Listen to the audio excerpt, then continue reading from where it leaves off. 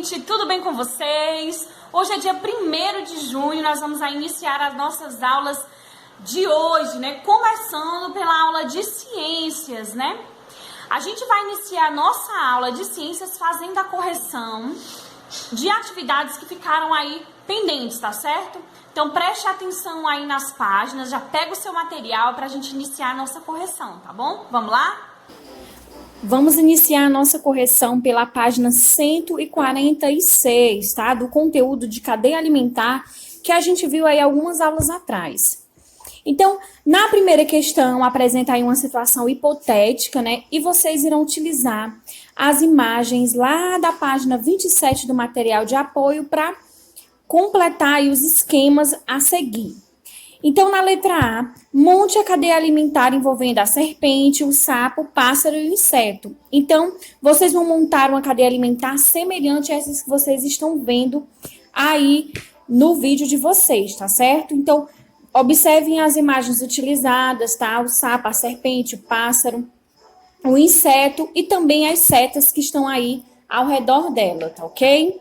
Na letra B, com o aumento da população de sapos, que é falando lá sobre a situação hipotética, né? O que pode acontecer com a população dos pássaros que se alimentam de insetos? Como eles poderiam sobreviver? Então, a população de pássaros pode se alimentar de outros alimentos ou ainda pode se deslocar para outros lugares em que haja alimentos disponíveis.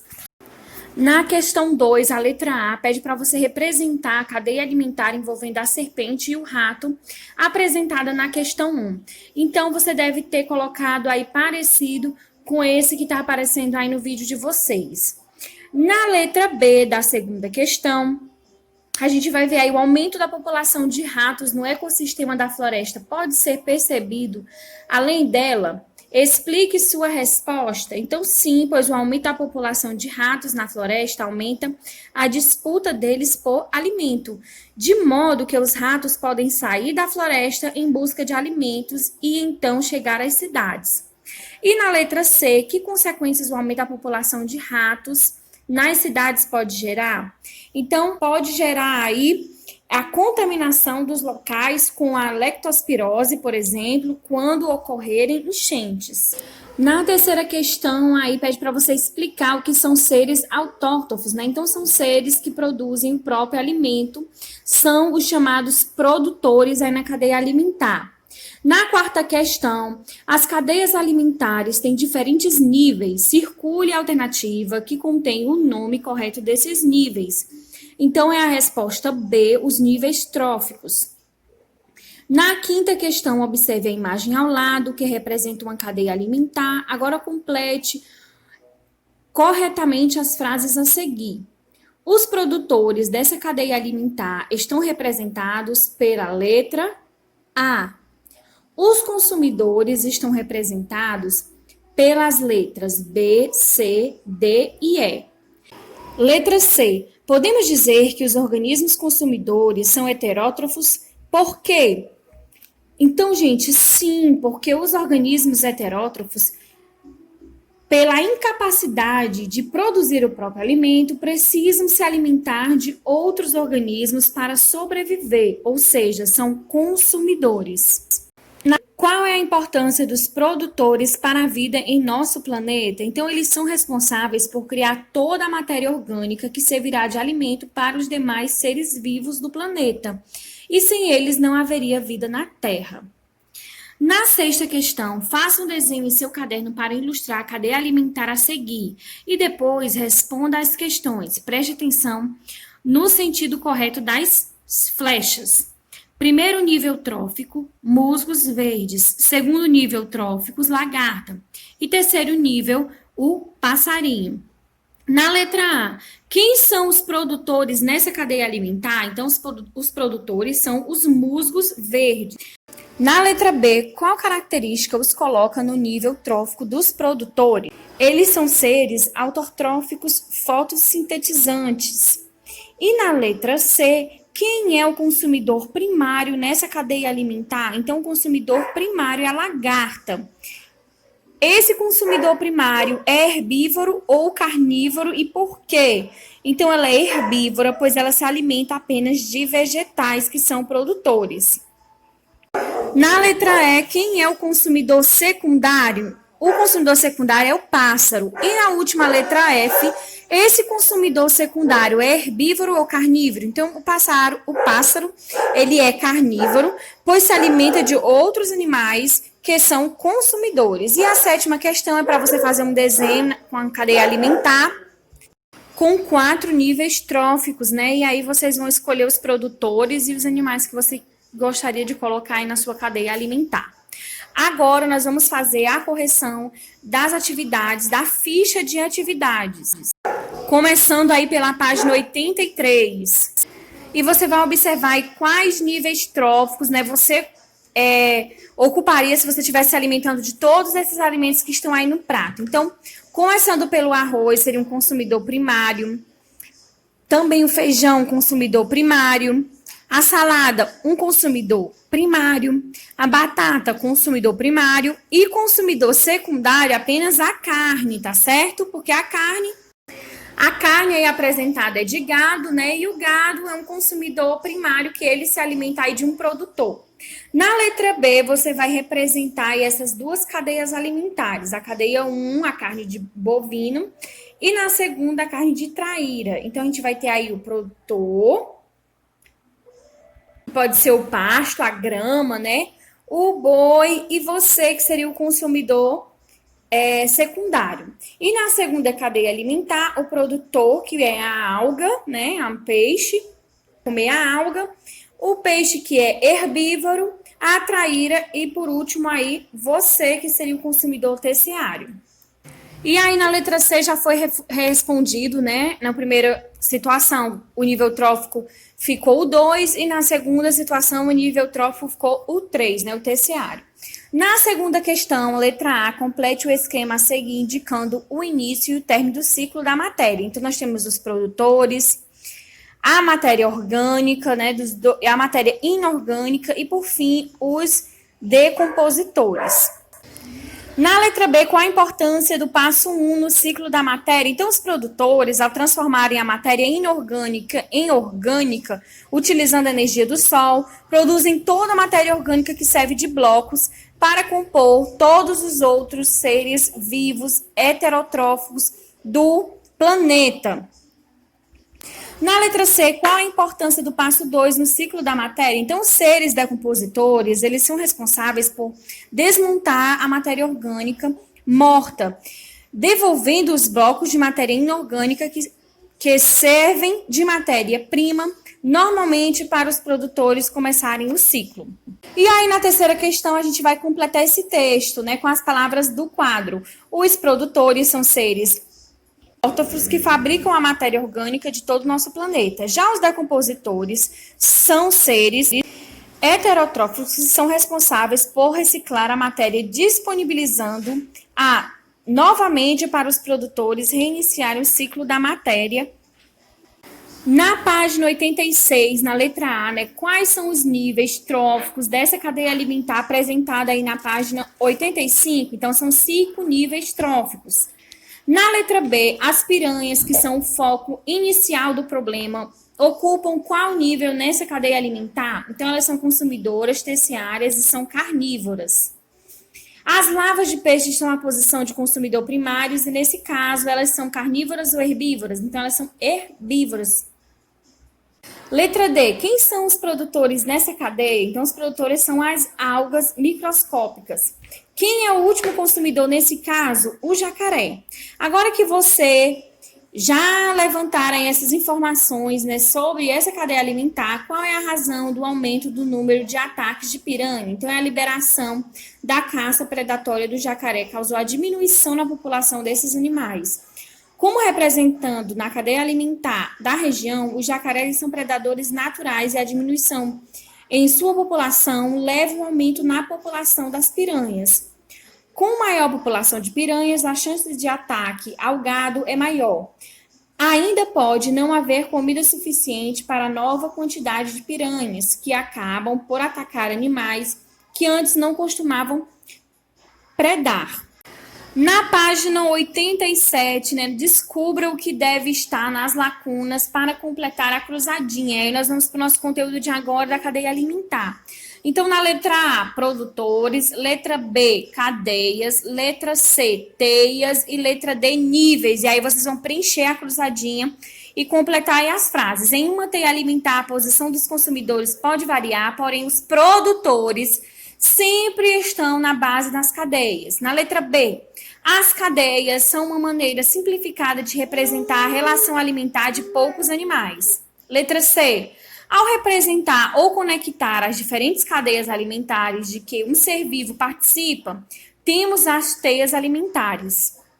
E na letra D, em uma teia alimentar, o mesmo animal pode ocupar diferentes níveis dependendo da cadeia analisada.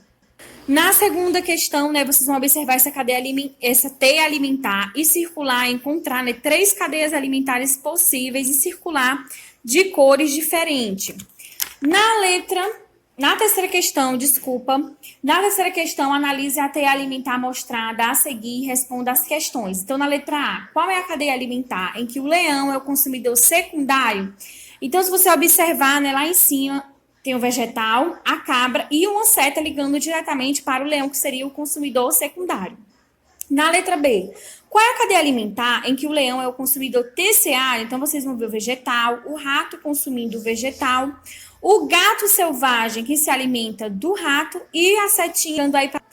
E na letra C, quantas cadeias diferentes você consegue encontrar nessa teia alimentar? Então, você pode responder quantas você conseguiu, mas no total nós temos aí 7 tipos de cadeia alimentares diferentes. É isso aí, gente. Já terminamos as nossas correções, né? Agora nós vamos iniciar a nossa aula de hoje.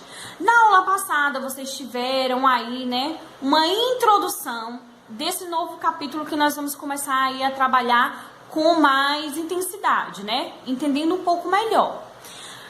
O capítulo 2 do seu livro de ciências, que fala sobre a teia alimentar. No capítulo passado, nós estudamos sobre as cadeias alimentares, né? E as cadeias alimentares, elas seguem um fluxo sequencial. Um produtor, um consumidor primário que se alimenta de um produtor, que geralmente é o vegetal, né? Uma planta. Nós podemos ter, né, um consumidor secundário, um consumidor terciário e assim nós fazemos uma sequência de um para o outro. Uma seta vai ligando, né, do produtor para o seu consumidor primário, do consumidor primário para o secundário, para o terciário e assim a gente forma uma cadeia, né? Nesse capítulo nós vamos estudar teia alimentar. Mas qual a diferença entre cadeia alimentar e teia alimentar? Exatamente, a teia alimentar, ela vai lhe mostrar várias possibilidades. Ou seja, o produtor como base, né, da teia alimentar, mas a partir do produtor a gente pode ver várias possibilidades de consumidores primários, várias possibilidades de consumidores terciários, secundários e também, né, como um animal, ele pode se alimentar de vários animais. Como a teia, ela pode originar várias cadeias. Então, é como se eu pegasse, né, uma cadeia alimentar e colocasse ali várias outras possibilidades, né? E o gafanhoto, que se alimenta do produtor, que seria o consumidor primário. Aí, quantos animais poderiam ser os consumidores secundários? Quantos animais poderiam se alimentar do gafanhoto, né? Não existe apenas um predador para determinadas espécies. Então, é por isso que agora a gente vai estudar as várias possibilidades que são o que a gente pode observar aí na cadeia alimentar, tá certo? Então, já pega o seu livro, abre aí na página 160, que a gente vai começar a nossa explicação sobre esse conteúdo. Vamos lá? Vamos iniciar a abordagem desse conteúdo observando aí a cadeia alimentar da orca. Nessa cadeia alimentar aquática, o fitoplâncton alimenta o clio. O clio alimenta o pinguim, que por sua vez serve de alimento para a orca. As orcas são mamíferos predadores e estão no topo de uma cadeia alimentar, pois se alimentam de muitos outros animais, como polvo, lulas, peixes, tartarugas marinhas, focas, tubarões e etc.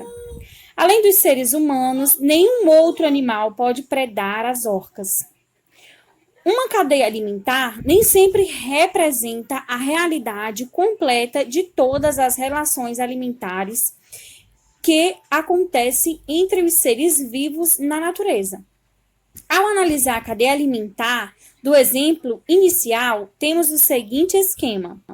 Nós temos aí o fitoplâncton como um produtor, esse pequeno crustáceo como o consumidor primário, o pinguim como consumidor secundário e a orca como consumidor terciário.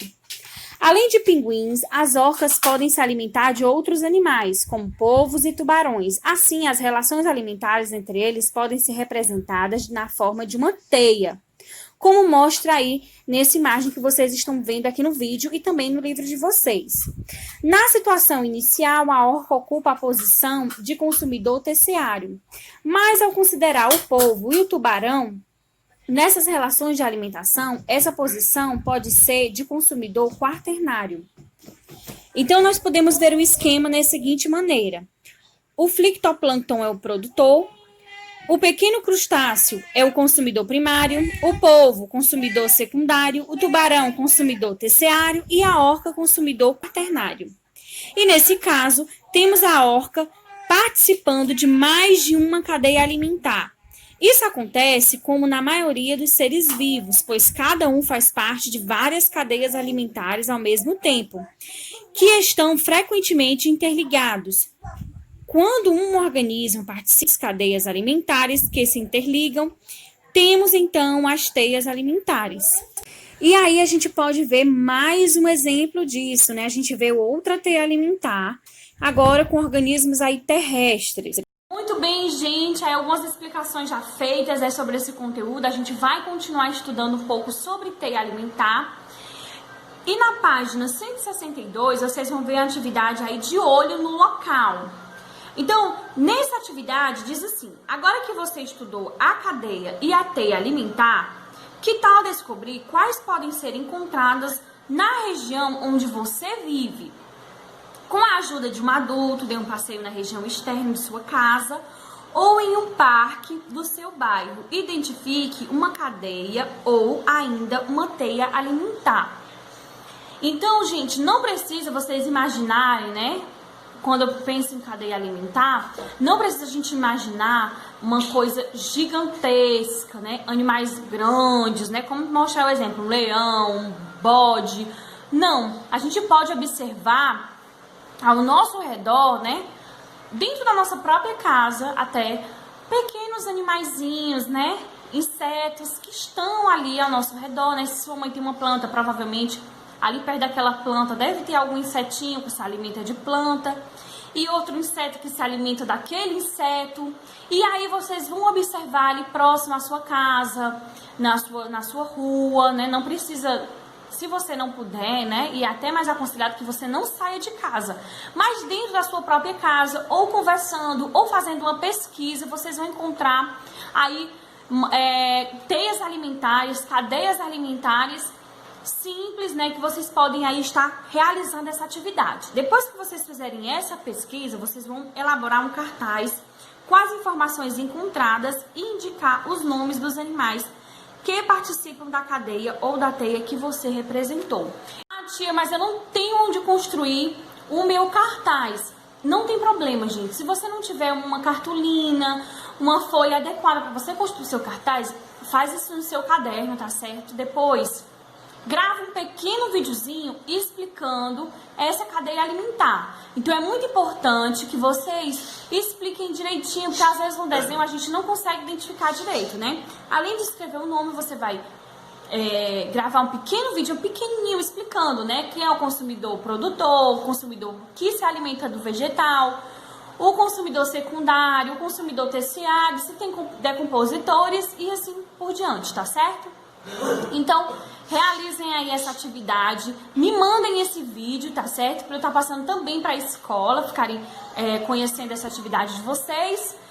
E eu vou deixar a agenda aqui no final para vocês anotarem. E é isso aí, gente. Um beijo, fiquem com Deus, até a nossa próxima aula. Tchau, tchau!